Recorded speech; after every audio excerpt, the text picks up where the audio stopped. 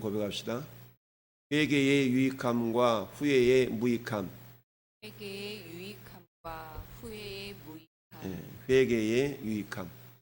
자, 회개와 후회의 차이를 우리는 이해를 하고 있습니다. 자, 후회한다는 것은 뭡니까? 그러지 말았어야 되는데. 그러지 말았어야 되는데. 그런데 예수님은 이 후회의 모습을 이렇게 표현합니다. 개가 그 토한 것을 도로 먹는 것과 같이 개는 그 토했던 것을 다시 먹는 그런 어리석음이 있죠. 이런 것처럼 후회한다는 것은 뭐예요? 자기가 행한 모든 것들이 잘못되었다는 것을 알면서도 어때요? 다시 거듭 행하는 것을 후회한다라고 말하고 있죠. 후회는 하나님 앞에서 후회라는 것은 결국 불순종의 연속이 된다라는 것을 보게 되는 것이죠. 자, 오늘 말씀을 통하여서 회개의 유익함이 뭐고 후회의 무익함은 어떤 것인가? 자, 36절에 모세의 보냄을 받고 땅을 정탐하고 돌아와서 그 땅을 악평하여 온 회중이 모세를 원망하게 한 사람 곧 그 땅에 대하여 악평한 자들은 여호와 앞에서 재앙으로 죽었고, 결국 그 지파마다 지휘관으로 선발이 되었던 10명의 정탐꾼들은 결국 하나님의 재앙으로 말미암아서 죽고 말았다라는 얘기죠. 12명이 올라갔지만 10명은 죽었는데, 그런데 눈의 아들 여호수아와 여분네 아들 갈렙은 생존하니라라고 말씀하고 있습니다. 여러분, 생사가 갈라졌죠? 죽음과 삶, 생명과 사망. 우리가 어제 살펴봤던 신명기 30장 19절 말씀, 내가 너희 앞에 생명과 사망과 복과 저주를 두었은즉 너와 내 자손이 살기 위하여 생명을 택하라 라고 말씀을 하고 있습니다.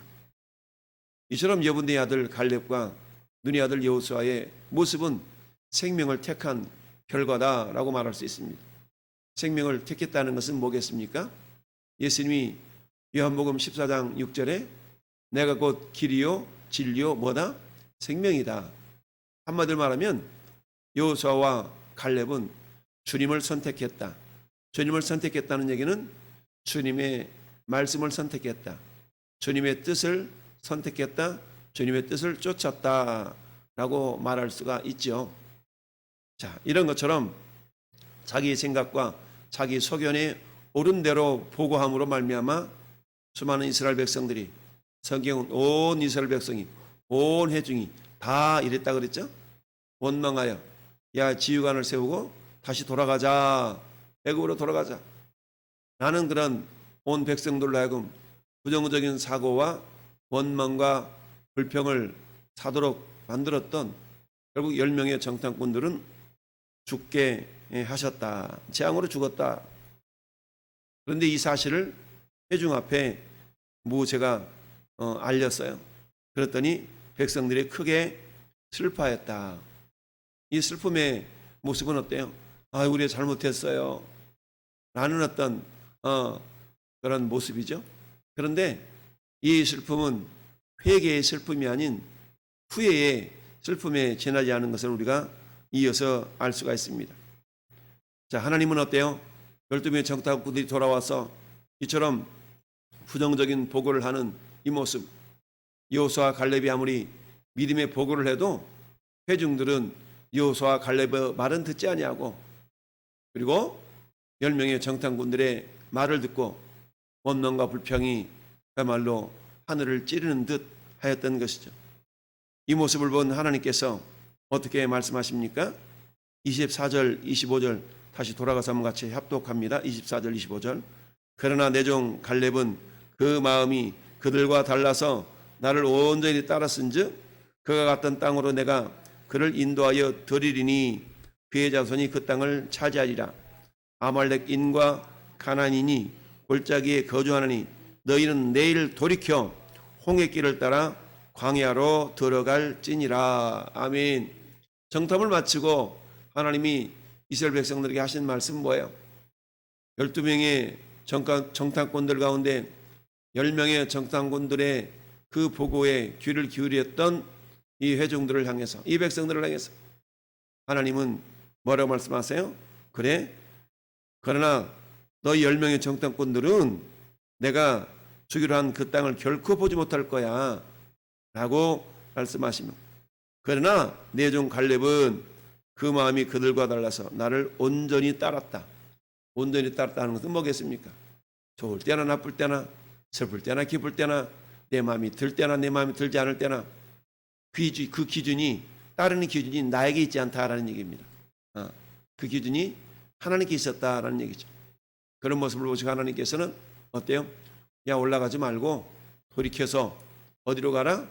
광야로 다시 들어가라 라고 말씀하고 있습니다. 무슨 말이에요? 방향을 전환하라라는 얘기죠. 방향 전환의 의미는 뭡니까?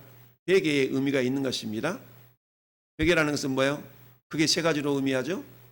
지정의, 우리 전인격이 동원되어질 때 회개가 나타나고 회개 열매를 맺을 수가 있죠. 첫째는 뭡니까? 아, 잘못됐구나 라고 첫 번째 지각하는 겁니다. 깨닫는 것이죠. 두 번째, 거기에 대해서 어때요? 슬퍼하는 겁니다. 오늘 여기 슬퍼하고 있죠. 세 번째는 뭡니까? 가장 중요한 돌이킴이 있어야 됩니다. 이 돌이킴을 성경은 회개의 열매라고 표현하죠. 사도 요한이 회개에 합당한 열매를 맺고 이렇게 말씀하고 있습니다. 회개에 합당한 열매를 맺으라라고 말씀하고 있는데요. 자, 그러면서 속으로 아브라함이 우리의 조상이라고 생각하지 말아라. 내가 너에게 이르노니 하나님은 능히 이 돌들로도 아브라함의 자손이 되게 할 능력이 있다라고 우리 세례 요한이 그렇게 얘기를 했죠. 그런 것처럼 회개에는 죄에 대한 자각과 죄에 대한 슬퍼함과 그리고 죄로부터 돌이킴이 있어야 되는데, 그런데 오늘 이스라엘 백성들이 행한 이 모습은 어때요? 죄에 대해서 우리가 잘못했네요. 40절에 아침에 일찍 일어나 산꼭대기로 올라가며 이르되 보소서 우리가 여기 있나이다.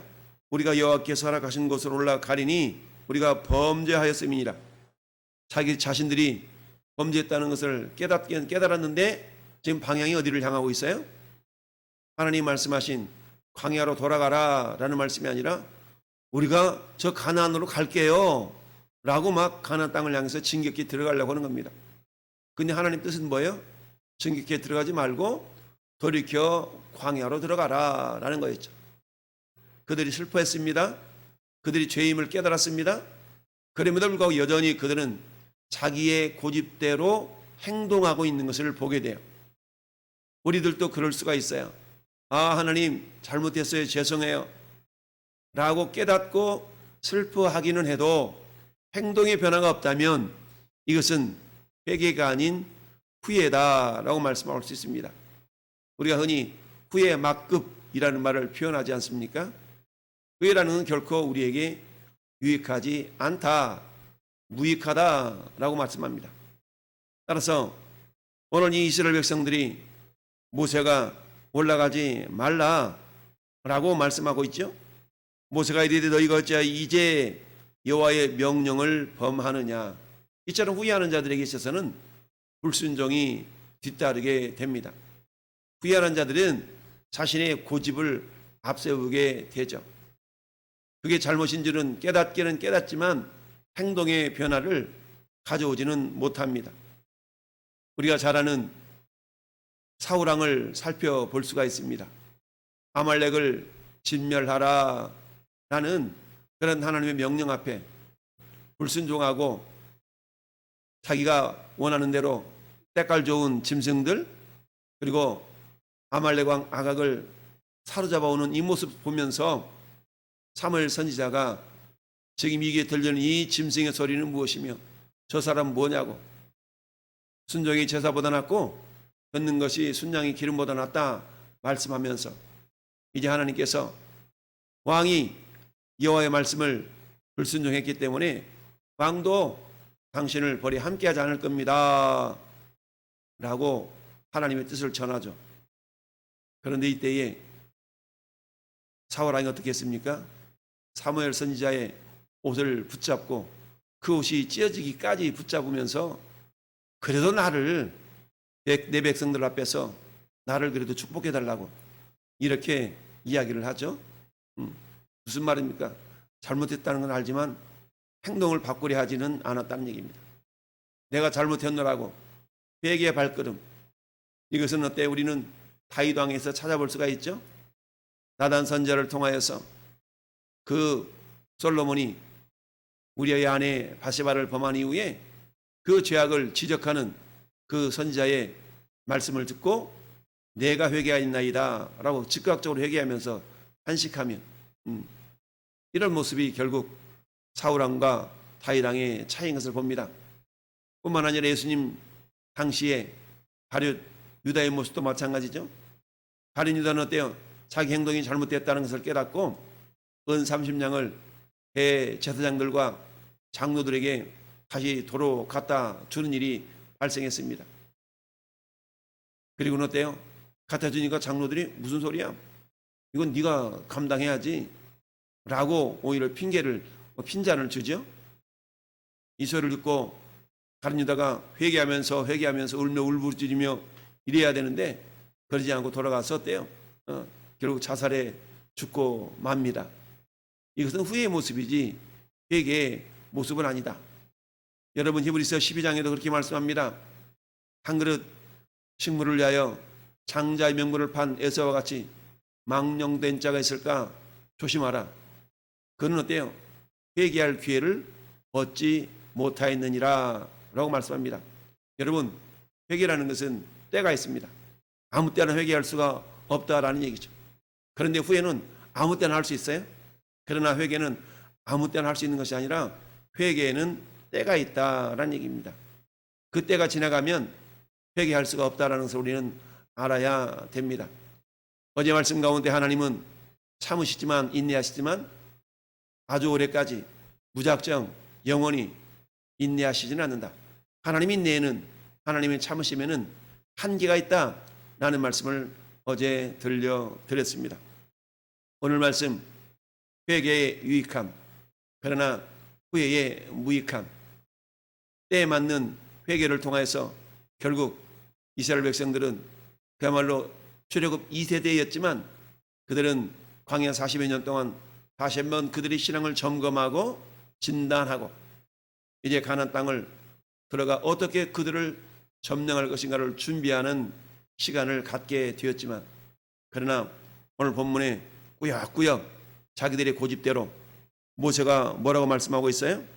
여호와께서 너희 중에 계시지 아니하니 올라가지 말라 너희의 대적 앞에서 패할까 하노라. 이 말을 들었다면 그렇습니까? 알겠습니다라고 회개하며 돌이켜야 되는데 그런데 회개에는 기회가 있다 그랬죠.